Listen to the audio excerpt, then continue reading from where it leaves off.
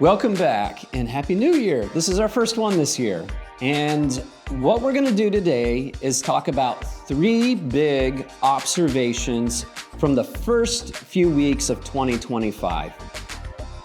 And what it's going to do is show that we're actually listening in to the industry, to candidates, trying to create a better experience for everyone. So you're going to want to stick around to hear about these 3 big observations.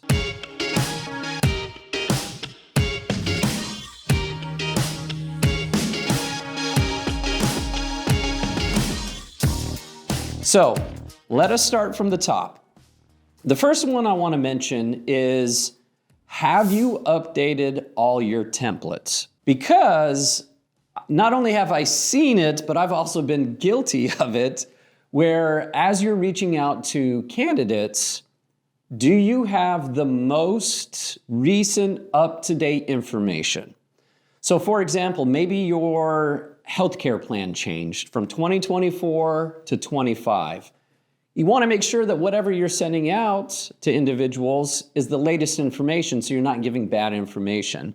And that's true for, have you updated pay? Have you updated qualifications or policies?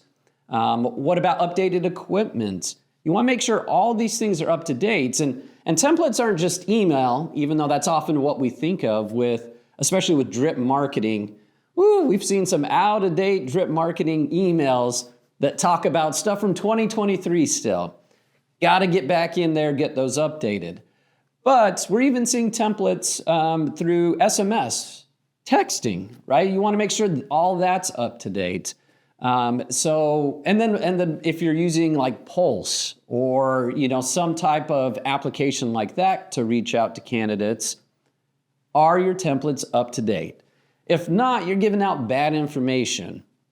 And if you have to go back and explain that, it doesn't look very good, right? So you want to make sure that that information going out is the latest and greatest. And shoot, even if nothing's really changed, it's probably time for a refresh, let's be honest. Maybe those templates are getting a little bit stale, not working like they used to. Let's run them through, maybe even AI, see what they think. How can we improve this to make it more accurate and sound better? So that's observation number 1. Observation number 2 is this. It's nothing new per se, but just seeing a lot more of it recently. And I think it's just a seasonal thing. It's the time of the year. But I think a lot of candidates, let's even refer specifically to drivers, do a lot of window shopping in November and December. So they've already kind of got it in their minds that they're going to make a change come the new year. And I think it's common.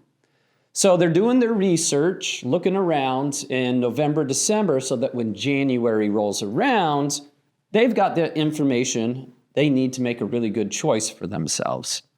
So here's what's going on, though, that I'm seeing a whole lot of right now. And once again, I think it's a January thing, which is candidates getting really far down the hiring funnel, right? They're getting far down that process. Following up with them, they're still trying to decide between maybe 1 or 2 or 3 companies. So when you're following up, you're hearing, oh, shoot, which company is this again? Which is never a good sign if you've already built that relationship, gotten them excited about the opportunity. So follow-up is the big takeaway here of doing it even more, staying out in front of them, keep giving them reasons to make a good choice for themselves. Now, I'm not saying trying to persuade them from not taking a job that might be even better for them. But if they're fairly equal and you know that you work with a great company, follow-up is key. Stay out in front of them, giving them those reasons, that value creation of, hey, here's why come work with us. Because even if they're committed to coming to orientation, if you let a few days go by, they're probably talking to someone else as well or considering someone else as well. So you want to get out in front of that. Shoot, be transparent. Ask them, hey, are we Are we it? Are we the pick? Or are you still considering other options so that you can work through that together? So that's number 2, greater follow-up, especially this time of the year. And then the third and final one I want to mention today is paying attention to industry headlines and news and trends.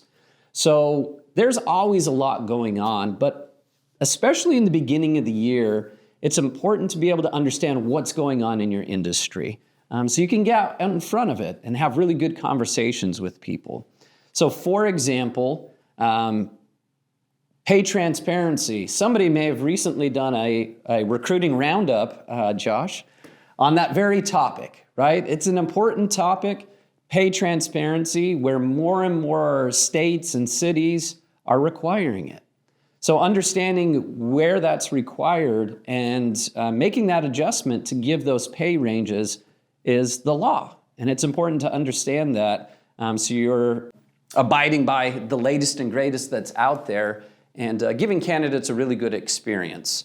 Another example is there was a potential strike that was going to happen on the East Coast and at the ports. And luckily that was avoided. But as you start to think of these things and see these headlines, they're going to impact the industry and the candidates that you're speaking with. So staying out in front of that helps you have better conversations and be aware of what might be going on in their head so that you can talk through that. We had a new administration start. And one of the things that right away the new administration did is put a regulatory freeze on some of the previous administration's policies that were potentially going to be put in place. So all these things have an impact on the industry and the market and the climate that we're operating in. So even if you're not taking time to read in-depth articles or watch long videos about it, at least paying attention to the headlines so that you're aware of what might be impacting the candidates you're working with so that once again, you can create the best experience possible for them. So just to rewind here, the top big 3 observations so far this year are: number 1, update your templates. Make sure you got the latest information in there.